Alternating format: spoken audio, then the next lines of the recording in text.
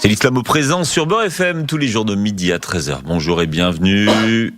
Ah, il a toussé. Bonjour Imam Abdelali. Bonjour Philippe, salam alaikum wa rahmatullahi wa barakatuh. Non mais tout va bien, ça va. Bon, Yamina Benguigui parlait de vous hier sur une antenne de télévision. Oh là là là là là là. Ah bon ? Bah ouais. C'est pas vrai. Bah ouais. Elle disait quoi ? Des bêtises. Sérieux, du genre ? Des bêtises. Des bêtises. Écoute, Franchement... je savais pas.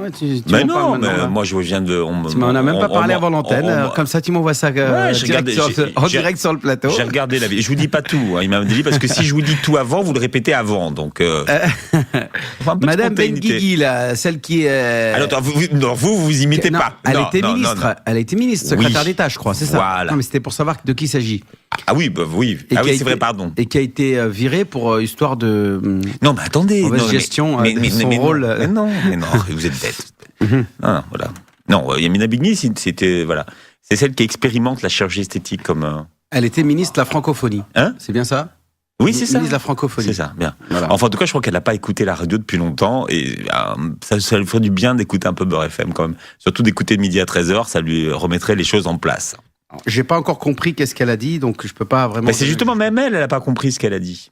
D'accord. Non, mais On va voilà. essayer de comprendre à sa place. Yamina, si vous nous écoutez... Mais en plus, c'est vrai qu'elle nous écoute, ça fait des années qu'elle nous écoute, mais là, je pense qu'elle a mal écouté, ou alors elle n'avait pas la stéréo. Des fois, il faut avoir les deux mais oreilles. qu'est-ce qu'elle a dit qui était mal compris ?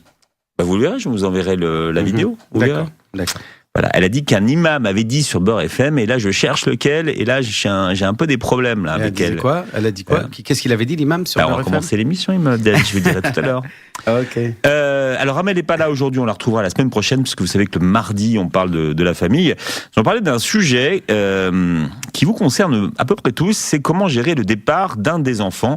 Les jeunes adultes, comme on dit aujourd'hui, pas toujours facile de quitter le cocon familial. Et certains parents peuvent avoir certains des angoisses peut-être, et plutôt certains tenteraient de dissuader leurs enfants de partir de la maison. C'est que les enfants peuvent partir pour aller à la fac, faire des études, pour faire des voyages à l'étranger ou des formations. Alors déjà, Imam Abdelali, tous les parents doivent savoir qu'ils sont là aussi pour éduquer leurs enfants, pour qu'un jour ils partent. Ça, c'est la certitude qu'on a. Oui, en effet, mais il faut pas que ces parents-là qui ont chéri, protégé, encadré, éduqué leurs enfants toute la vie, gâchent tout ce travail-là. C'est un travail, voilà. Le travail des parents, c'est finalement de préparer les enfants à l'autonomie pour qu'un jour ils partent.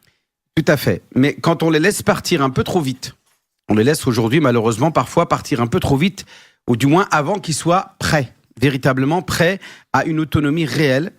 Et parce que les enfants eux-mêmes se disent prêts, eux-mêmes les enfants disent, moi je suis capable de résister à la tentation, je suis capable de me prendre en charge, je suis capable de dire non à des prédateurs ou à des malveillants, des personnes malveillantes. Eh bien, on croit pouvoir, l'enfant croit pouvoir le faire, mais parfois il y a des situations désastreuses que les parents ne soupçonnaient même pas. Parce qu'ils se disent, moi j'ai tellement bien éduqué mes enfants que je ne soupçonnais même pas qu'aujourd'hui elle en est arrivée là. Je parle du garçon comme de la fille. Donc effectivement, moi je suis particulièrement rétrograde à ce niveau-là, Philippe, et je suis assez réticent au fait que l'on laisse partir notamment les filles, parce que les filles sont plus vulnérables pour moi que les garçons, même s'ils le sont aussi, ils sont aussi vulnérables les garçons, mais pour moi les filles le sont un peu plus. Et parce qu'elles sont plus sentimentales, plus sensibles, et donc elles sont une proie plus facile et les dégâts sont plus grands.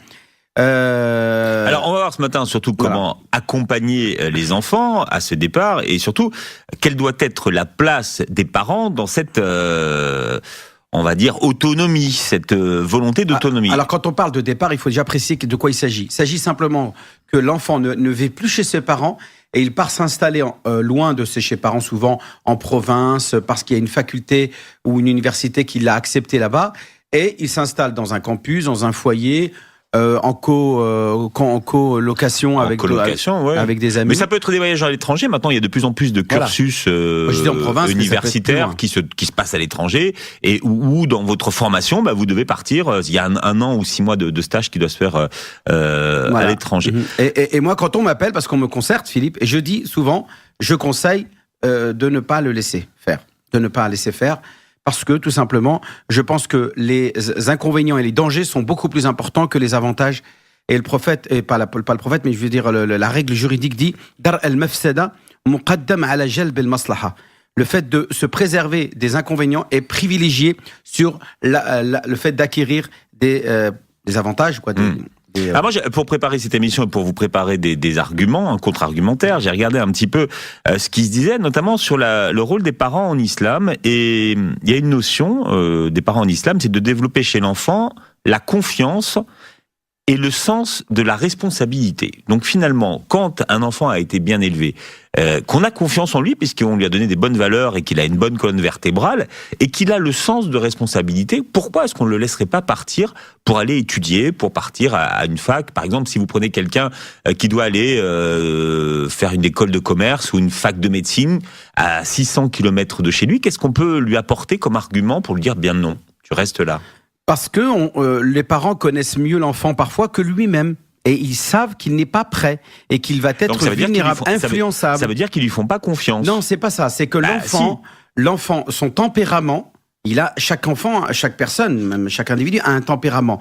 Et on a plus ou moins de la personnalité à être capable d'être, on va dire, maître de son sort et de ses décisions. Et qu'on n'est pas manipulable et vulnérable face au discours mielleux de certains prédateurs, de certaines personnes qui cherchent à nuire à l'enfant.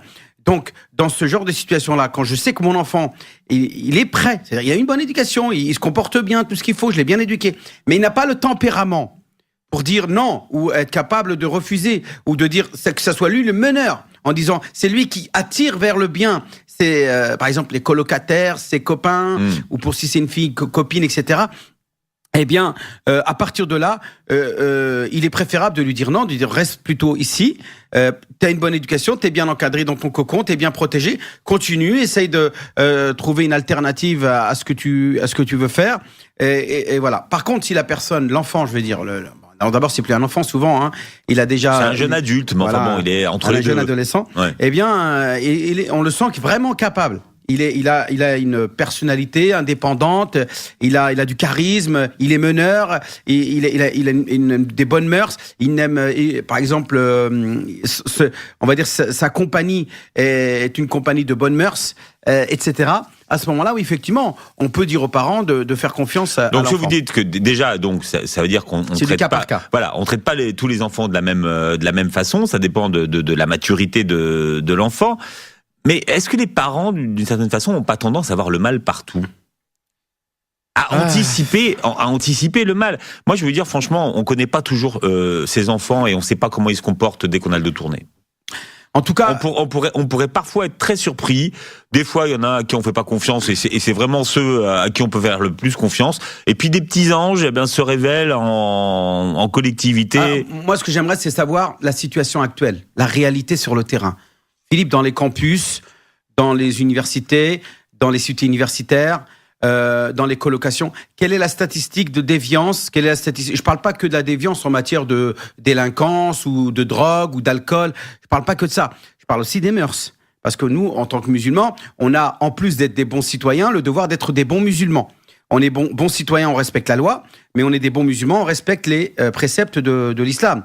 Donc, pour une femme, par exemple, il n'est pas question d'aller flirter, il n'est pas question d'aller accepter de passer des soirées avec des copains, ou est-ce que ça peut dévier, etc. Donc, à partir de là, le musulman va être plus vigilant qu'un non-musulman qui, lui, va être surtout d'abord, va faire attention d'abord que son fils n'enfreint pas la loi. Est-ce que ça veut dire que vous traitez le cas des filles et des garçons différemment ? Non, les garçons aussi sont concernés par les bonnes mœurs aussi. Mais c'est plus... on va dire, les conséquences sont plus graves. Parce qu'un garçon, même si c'est grave, hein, moi j'ai eu des cas où le gamin, il m'appelle, il a déjà une vingtaine d'années, hein, je dis un gamin, ouais. Parce que moi j'en ai beaucoup plus, on va dire. Donc je l'appelle un peu comme mon fils. Hein. Il dit, comment je dois faire pour annoncer à mon père que j'ai mis enceinte la copine avec qui j'étais en colocation. Voilà. Et qui travaille avec moi, qui est étudiante avec moi. J'ai dit, il faut leur dire directement. Voilà. De genre d'exemple. C'est aussi grave. Mais c'est vrai que celle qui porte le bébé, hein, c'est encore plus difficile pour elle. C'est-à-dire que les conséquences sont pas... Est-ce qu'elle va être obligée d'avorter? Est-ce qu'elle va être obligée de se marier avec le jeune homme? Comment on va gérer tout ça? Donc ce genre de situation, malheureusement, dégénère et c'est pas forcément souhaité. On ne souhaite pas pour deux étudiants qui n'ont aucune situation déjà d'avoir un enfant à gérer, à assumer très tôt. Ils vont être obligés d'interrompre leurs études, etc. Alors que si ils étaient restés dans le cocon familial, les parents auraient été là pour réguler les choses. Ils n'auraient pas trouvé d'opportunité d'aller, on va dire, dormir et coucher ensemble quelque part. Par exemple, je parle au niveau des déviances sexuelles, mais il y en a plein d'autres. Ils auraient été plus. Il y aurait encore les parents pour leur dire stop, là, tu commences à aller trop loin.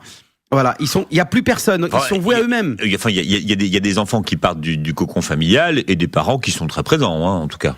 Oui. Qui gèrent à distance. Hein. Moi, j'en connais quelques-uns qui gèrent même plus qu'à distance. Il y a des radars. Hein. C'est Big Brother is watching you. Hein. Donc là, c'est de l'espionnage. Donc tu confies à un voisin la mission de surveiller ce qui se passe. Ça peut effectivement... Moi, je connais des mères, en tout cas, qui organisent tout un système de surveillance à distance. Hein. En tout cas, en islam, c'est-à-dire selon les préceptes de l'islam, on nous demande de faire barrage à l'incitation. On doit faire des barrages à l'incitation et tout ce qui peut contribuer à, on va dire, à préserver la dignité, les bonnes mœurs, la morale de nos enfants, garçons et filles, eh bien, on doit les privilégier sur d'éventuels acquis tels que des formations ou des diplômes, etc.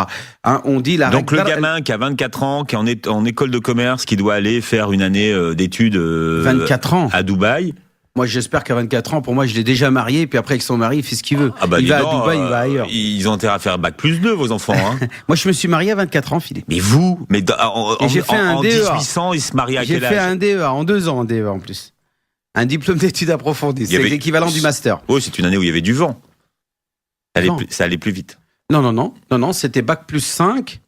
Non, bac+6, c'est-à-dire parce que 2 années, la maîtrise plus 2 années, ça faisait un master 2, quoi. C'est ce qu'on appelle la deuxième année de master. Donc, techniquement, le gamin qui est en école de commerce, qui doit aller faire une année d'études à l'étranger, à qui on propose une année à Dubaï. C'est du cas par cas. Moi, je dis, Philippe, c'est du cas par cas. On peut dire oui, mais dans l'absolu et de manière générique, je suis assez réticent. Voilà ma position. Mais je suis pas fermé totalement à l'idée que nos enfants puissent aller étudier à l'étranger. Bien sûr que non. Moi, mon fils Ayman, à qui je fais confiance totalement, si demain il me dit chouchou, papa, je vais aller aux États-Unis ou je vais aller en Angleterre, je dirais OK. Mais ma fille qui m'a dit si votre fille lui dit je voudrais aller à Créteil, elle va aller à Amiens. Non, à Créteil, ça va, elle est à côté de chez moi, donc ça ira. Mais elle me dit je vais aller à 200 km, eh bien ça c'est compliqué. Et alors? Eh bien, quand vous dites c'est compliqué, c'est quoi? Si ton frère il va avec toi, t'y vas. Par exemple. Donc, peut-être qu'elle le voyait pas comme ça en fait dans son. En tout cas, moi j'aimerais bien avoir le témoignage des autres. Qu'est-ce qu'ils en pensent? Moi j'aimerais savoir comment les auditeurs, comment ils se sont comportés quand leurs enfants leur ont dit. Je veux partir. Mais c'est pas je veux, c'est souvent il faut. Enfin, quand je dis il faut, voilà.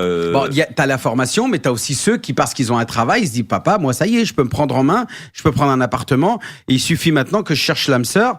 Et t'as les parents qui disent non, mon fils, tu restes là. Et quand tu auras trouvé l'âme sœur, c'est-à-dire la bonne fille avec qui tu pourras faire ta vie, eh bien à ce moment-là, tu pourras partir. Ou inversement, la fille qui, là, ça c'est encore beaucoup plus, on va dire fréquent, où t'as les parents qui empêchent leur fille de partir du cocon parental.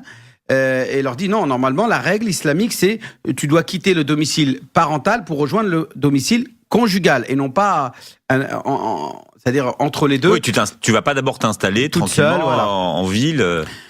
Mais Philippe, je te cache pas que je reçois des coups de téléphone, je peux te dire tous les jours, de femmes qui se plaignent d'angoisse, de mal-être profond. Mais je dis des mal-être profonds. Limite, on est dans la dépression.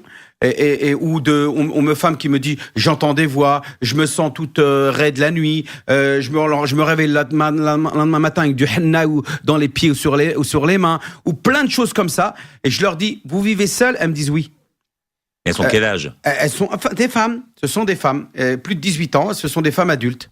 Voilà, elles sont plus ou moins âgées mais elles vivent seules. Ces femmes-là, elles sont vulnérables, elles sont les proies pour moi, d'entités qui sont paranormales, mais aussi d'entités réelles, des hommes qui sont malveillants, qui peuvent être des prédateurs, parce que ils ont été repérés par cela et ils peuvent leur faire du tort, soit par un discours séduisant ou autre. Bien, les enfants veulent quitter le cocon familial. Comment gérer et accompagner les enfants dans cette étape de la vie? 01 53 48 3000. Au secours, nos enfants veulent quitter le cocon familial.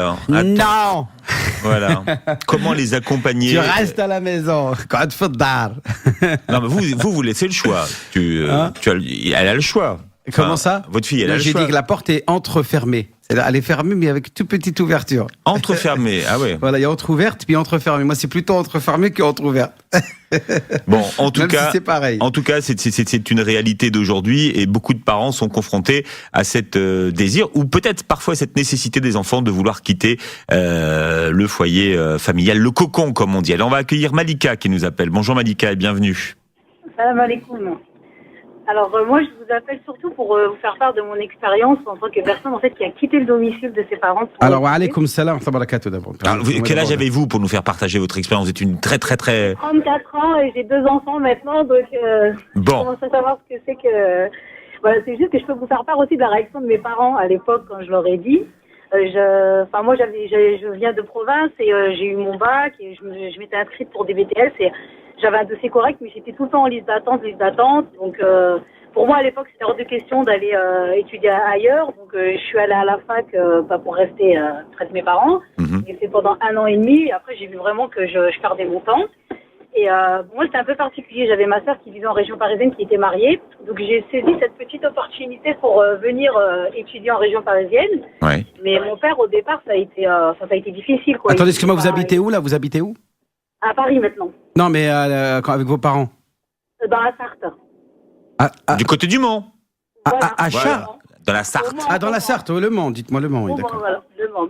Et du coup, donc voilà, il a fallu que ma sœur intervienne, mon beau-frère. En fait, c'est un peu mon beau-frère et ma sœur qui ont dit à mes parents je serais sur leur responsabilité. Puis bon, moi, j'avais une relation quand même où j'étais très proche de mes parents.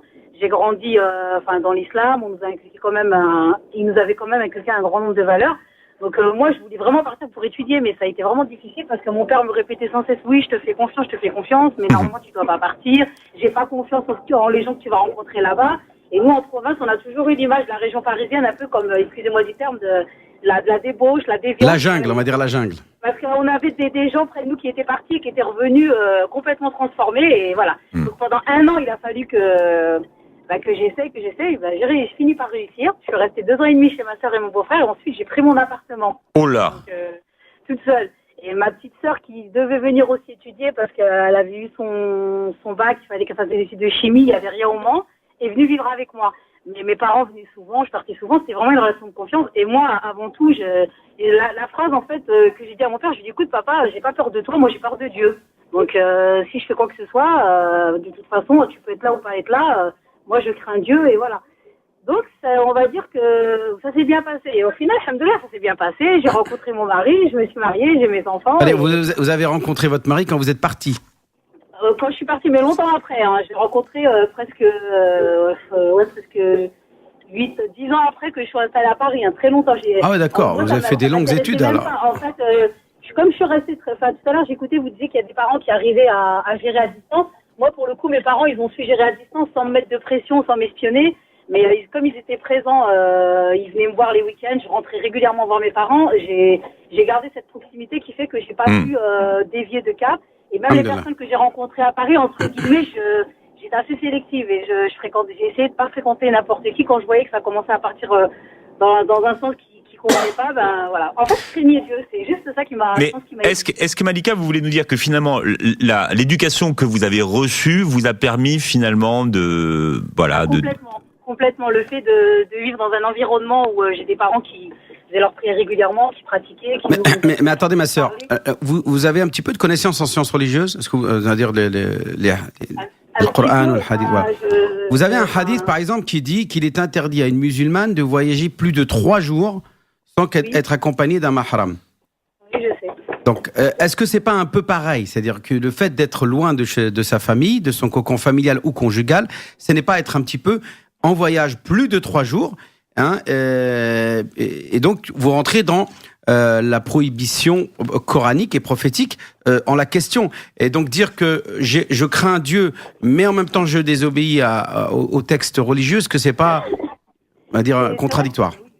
Comme ça, c'est un peu contradictoire. Mais moi, c'est vrai que quand je suis partie, j'étais, je veux dire, enfin, pour moi, mon beau-frère, que je considérais comme un frère et ma sœur, c'est comme si j'étais chez mes parents, en fait. Hein, et voilà, Attends, vous étiez chez qui? Chez son beau-frère, c'est ça? Moi, pendant 2 ans et demi, j'étais chez ma sœur et mon non, mais beau-frère. alors, vous n'étiez pas toute seule, alors? Moi, je pensais que vous étiez toute seule. C'est après. Ensuite, je me suis retrouvée toute seule. Après, dans l'appartement.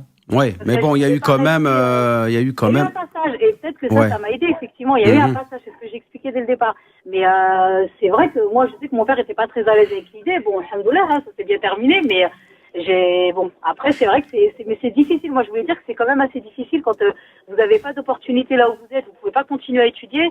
C'est dommage. Alors, juste une question. Est-ce que vous êtes d'accord sur l'inquiétude que j'ai et les parents qui ont, vous-même, par exemple, demain, est-ce que vous seriez un petit peu inquiète de laisser partir vos enfants? Ah oui. Et là, moi, j'ai 2 garçons. Bon, je suis contente que ce soit 2 garçons. Parce que pour moi, qu'il aille dormir chez un copain, qu'il aille dormir chez une copine, c'est hors de question. Parce que je vois trop de choses. Et c'est vrai que oui, moi, je comprends cette inquiétude. Et je sais pas comment je gérerai au moment où ça arrivera. Après, on verra avec mon mari. On essaye de les élever dans la religion, etc. Mais je sais pas ce qui se passera quand ils seront plus grands, qu'ils iront au lycée, à la fac. Mais j'ai peur de ce moment-là. Mais donc, pour l'instant, je profite du moment présent. Merci en tout cas de ce beau témoignage. Merci, Malika. Merci ma sœur, très bien. Alors, il y a beaucoup de gens qui veulent parler. On prend Zor qui nous appelle. Bonjour Zor et bienvenue. Oui, Zor, c'est ça. Voilà. Wa alaykoum assalam wa rahmatullah. وعلى كل السامعين والسامعات. Voilà, moi je voudrais donner mon avis sur la question que les enfants puissent s'installer seuls. Bon, moi je suis une maman de 5 enfants, 2 filles et 3 garçons. Alors, la chose, elle est complètement différente pour moi. Pour les filles, dans ma tête, il était hors de question qu'elles s'installent toutes seules avant de se marier. Ça, je sais pas, vous allez peut-être me prendre pour un vieux jeu. Mais moi, c'est ce que je disais tout à l'heure, je me suis dit rétrograde. Il y en a qui sont, comment ils les appellent aussi, les archaïques, arriérés. Archaïques, arriérés, quand vous voulez. Rétrograde. Mais par contre, ça ne les empêchait pas d'aller à l'étranger faire des études. Elles ont fait de belles études. Bah attendez, j'ai pas compris. Vous dites que vous les auriez pas laissées partir, mais elles sont parties à l'étranger faire des études? Non, partir s'installer, c'est pas pareil. Ah oui, non, mais c'est un autre sujet, ça. C'est un autre sujet. Non, mais attends, on parle de. Ah non, mais attends, non, Zor a dit. Attendez, quand on fait des études, on s'installe, madame.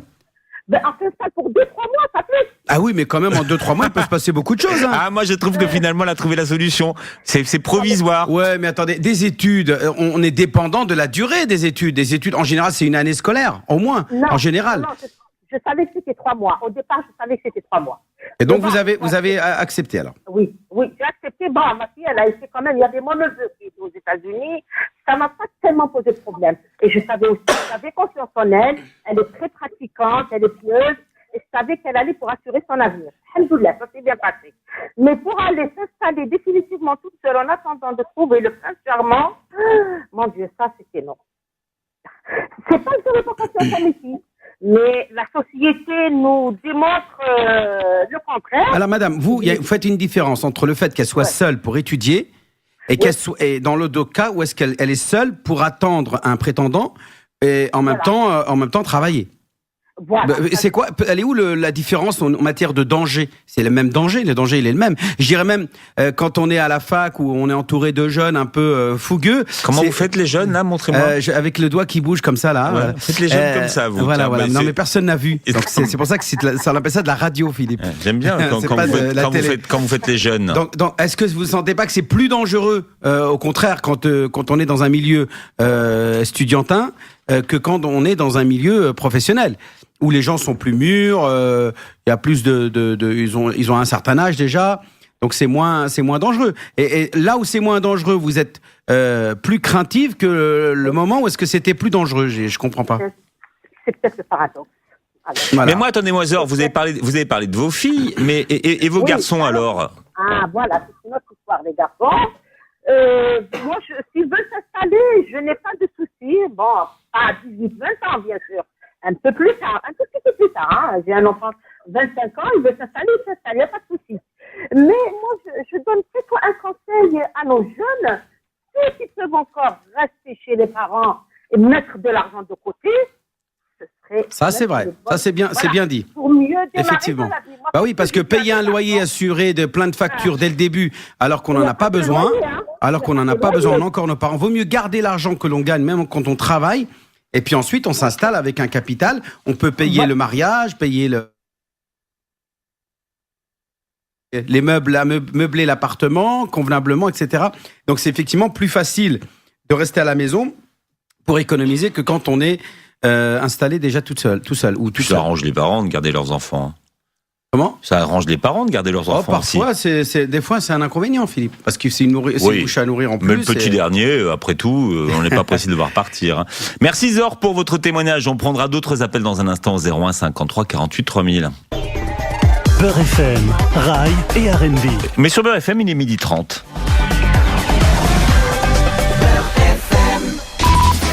Et 12h30, c'est vous qui nous informez, Victor Pugliese. Bonjour. Bonjour Philippe, bonjour à tous. Tuez-les avant qu'ils ne grandissent. Christiane Taubira cite Bob Marley dans un tweet indigné sur la mort de Michael Brown après le verdict du grand jury hier soir. Les citoyens ont décidé de ne pas poursuivre le policier responsable de la mort du jeune afro-américain abattu de 6 balles en août dernier. Le garde des Sceaux n'est pas la seule à avoir été révoltée par ce verdict. Toute la soirée, des manifestations ont eu lieu à Ferguson, théâtre des événements, ainsi qu'à New York et dans d'autres villes américaines. Barack Obama et la famille de Michael Brown ont appelé au calme devant les débordements.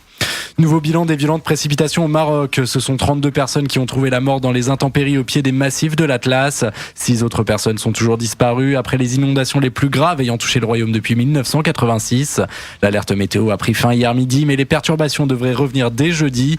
Des centaines d'habitations, de routes et d'infrastructures ont été détruites en raison de ces précipitations qualifiées d'exceptionnelles. Présidentielle en Tunisie, pluraliste et transparente pour les observateurs. La mission de l'Union européenne chargée d'étudier l'élection dimanche en a tiré un bilan positif. La chef de mission rapporte que l'exercice des libertés d'expression a bien été garanti par l'État tunisien. Les résultats officiels du premier tour ont pendant ce temps-là été publiés par l'instance chargée d'organiser les élections. Beji Caïb Essebsi recueille finalement 39% des voix, alors que Monsef Marzouki obtient un score de 33%. Un apartheid israélien est-il en train de voir le jour officiellement ? Le gouvernement a en tout cas voté un projet de loi faisant du pays l'État-nation du peuple juif, un statut qui priverait les autres personnes de certains droits liés à la citoyenneté. Les députés arabes dénoncent une institutionnalisation du racisme qui sévit dans les rues du pays. Au sein même du gouvernement, le projet fait débat. La réunion de dimanche aurait tourné à l'affrontement physique entre certains ministres. Le texte doit encore être voté au Parlement israélien avant d'être ratifié. On termine avec du football. Le PSG décimé face à l'Ajax. Le club de la capitale affronte Amsterdam ce soir en 5e journée de la Ligue des Champions. Laurent Blanc devra faire avec un effectif une nouvelle fois décimé par les forfaits. On connaissait déjà les absences de Verratti, Cabaye, Beibek et Douchez. 2 nouveaux absents de marque se sont ajoutés hier soir. Thiago Motta et le capitaine Thiago Silva. Les 2 joueurs ont été touchés au cours de la victoire face à Metz vendredi dernier. Paris, déjà qualifié pour les 8e, doit gagner ce soir face à l'Ajax pour espérer garder la première place du groupe devant Barcelone. Merci Victor, on vous retrouve tout à l'heure à 13h30 pour d'autres informations. Faut-il faire confiance à ces enfants qui veulent aller faire des études, quitter le cocon familial, mais peut-être aussi faire une carrière sportive ou aller faire un stage à l'étranger? On en parle dans un instant au 01 53 48 3000. Jamel nous appelle de Sarcelles. Vous êtes là, Jamel? Ouais, je suis toujours là, ouais. Bon, Jamel, vous restez en ligne, on vous prend dans un instant. Pas toujours facile de laisser partir ses enfants. Alors vous êtes nombreux à vouloir témoigner. On va tout de suite accueillir Jamel, qu'on a eu tout à l'heure un petit peu avant la pub. Rebonjour Jamel. Salam alaikum. Et merci de votre patience. Salam wa rahmatullah. Ouais, ça va. Ouais, j'appelle en fait pour faire un témoignage sur le sujet justement. Oui. Moi cette année en fait j'ai rencontré la femme de ma vie. Et une fois j'avais prévu de m'installer donc dans le sud, qui vient du sud elle. Et moi je viens de Paris. Mais en fait moi c'est la première fois que je vais quitter chez moi en fait pour une personne et je sais pas, ça me paraît un peu bizarre quoi, parce que moi c'est moi le plus grand.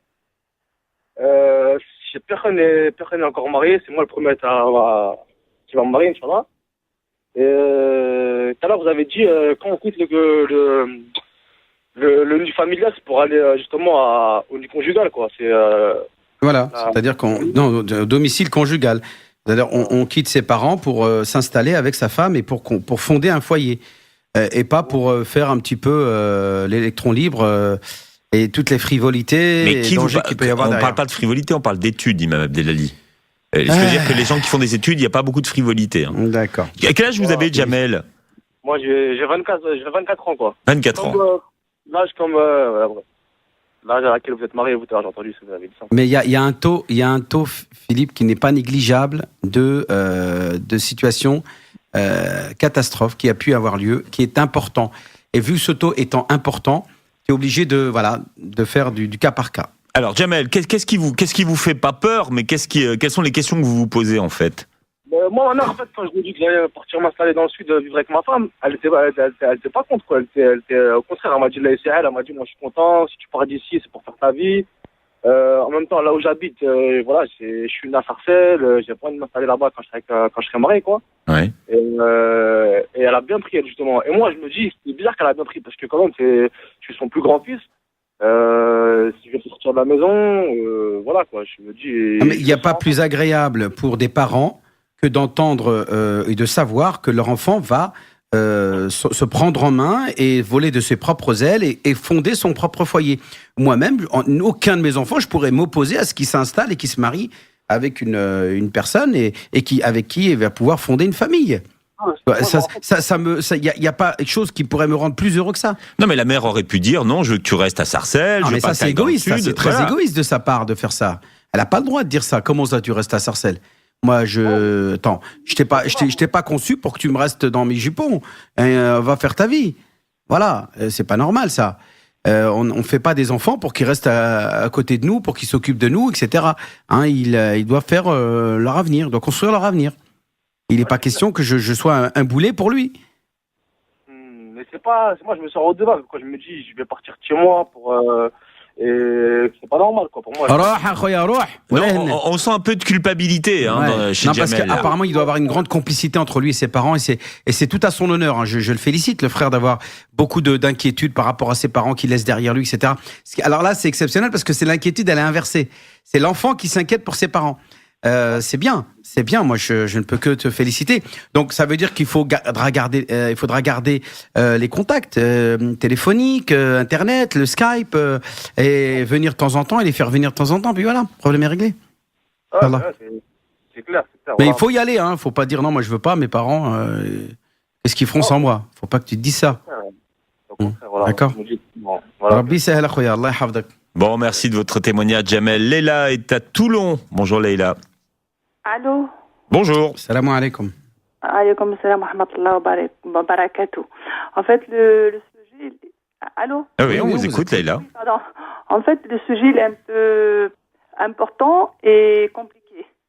Voilà. Important et compliqué. Moi, j'ai ma fille qui va avoir 17 ans.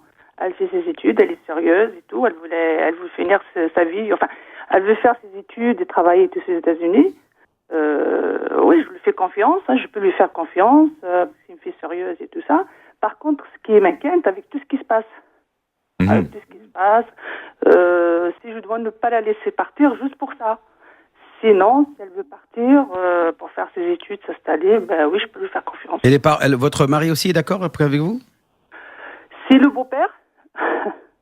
Non, mais son père, attendez, son père. Son papa, oui. Il est tout à fait d'accord. Par contre, j'ai 2 garçons. Normal, 17 ans, elle va aux États-Unis toute seule. Yes, she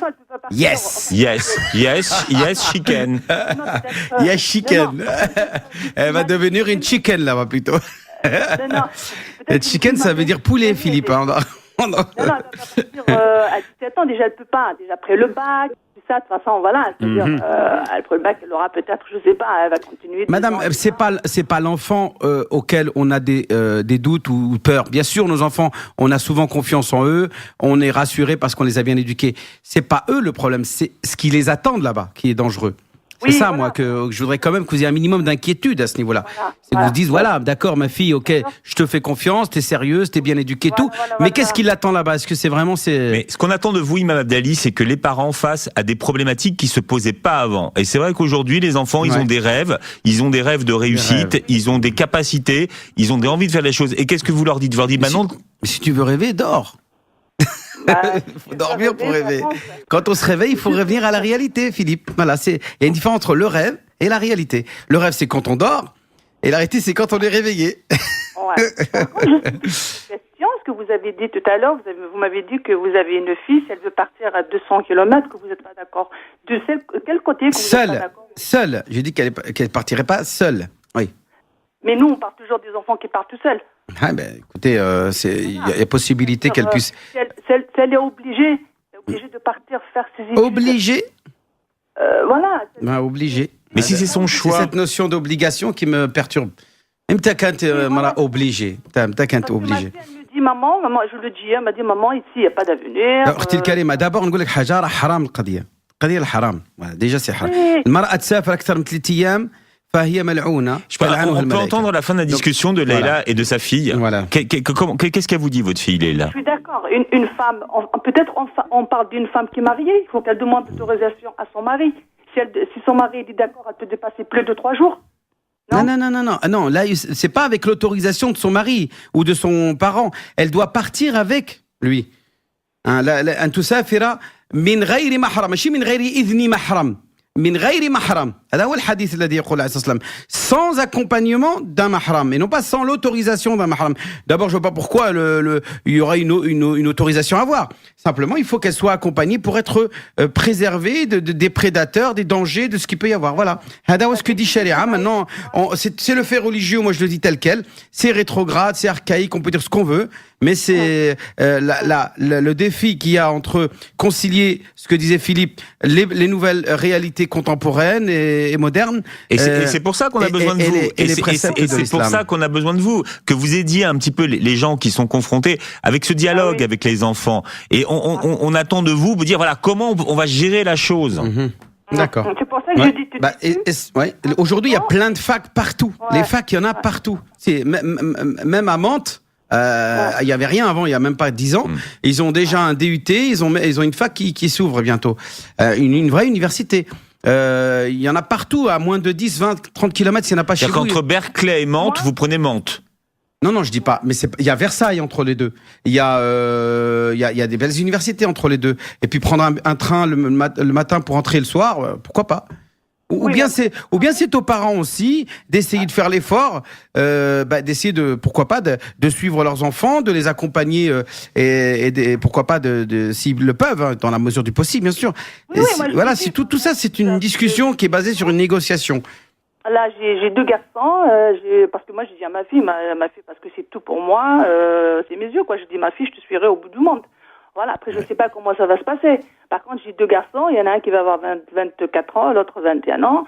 Alors, moi, j'ai dit, je suis tout à fait d'accord avec ce qu'elle a dit la dame tout à l'heure. Moi, s'ils veulent rester, ils restent, ils économisent.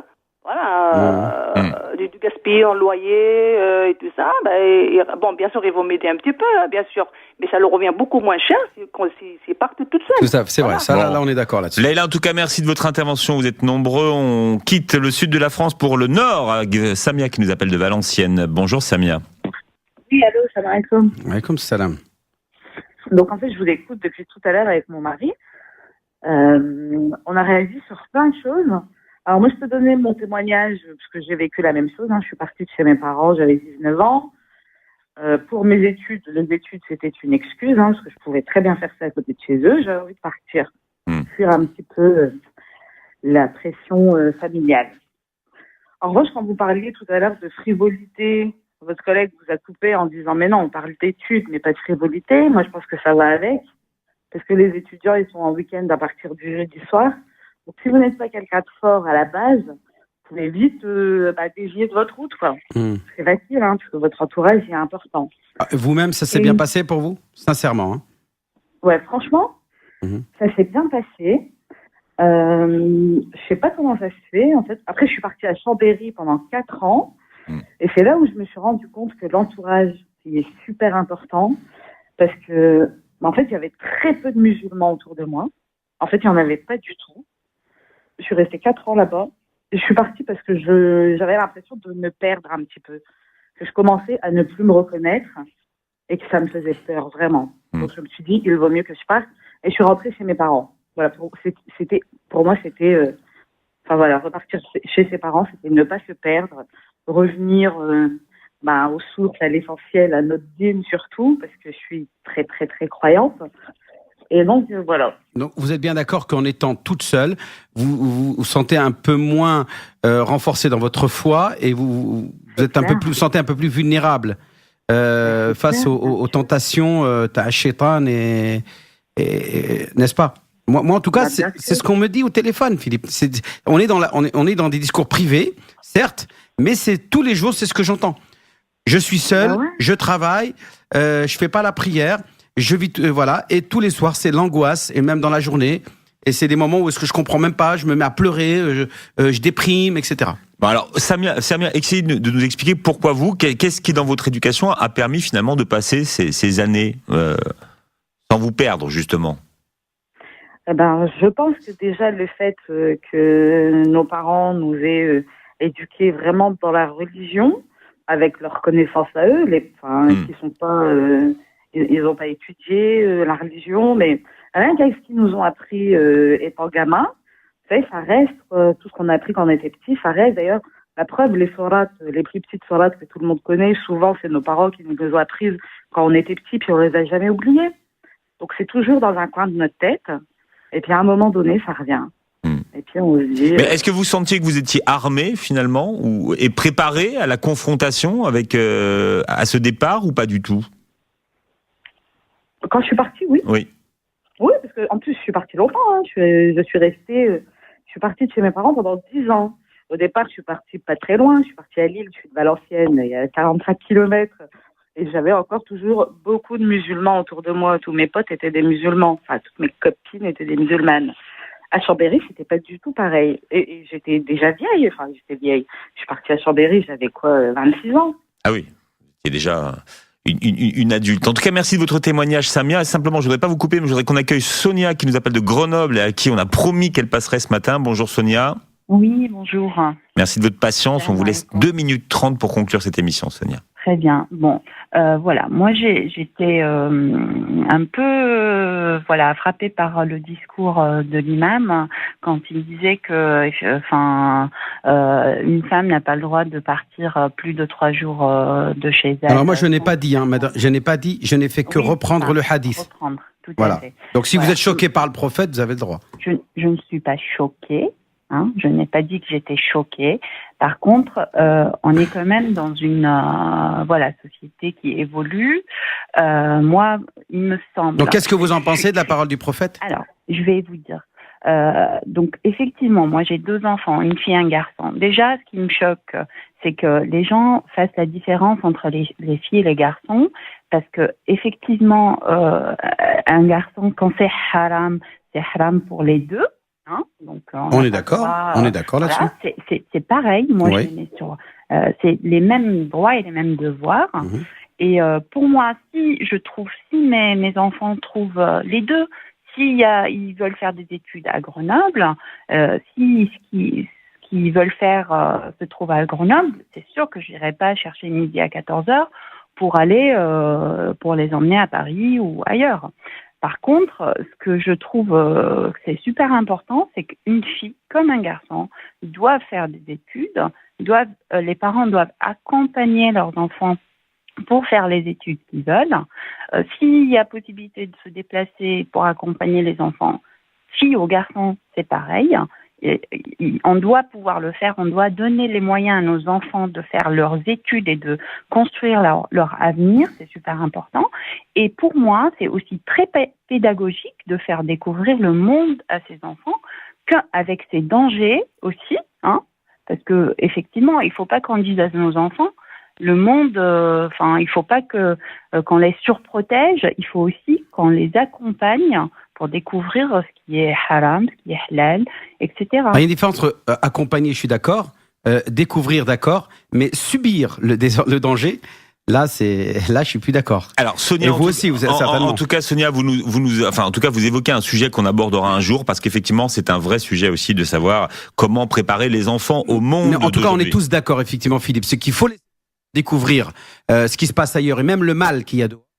Mais ce qu'on doit quand même, entre découvrir et subir le mal, c'est 2 choses qu'il faut effectivement arriver à gérer. Allez, on est pris par le temps. Merci à vous d'avoir été aussi nombreux, d'avoir été avec nous. Et mardi prochain, nous parlerons de l'école à la maison.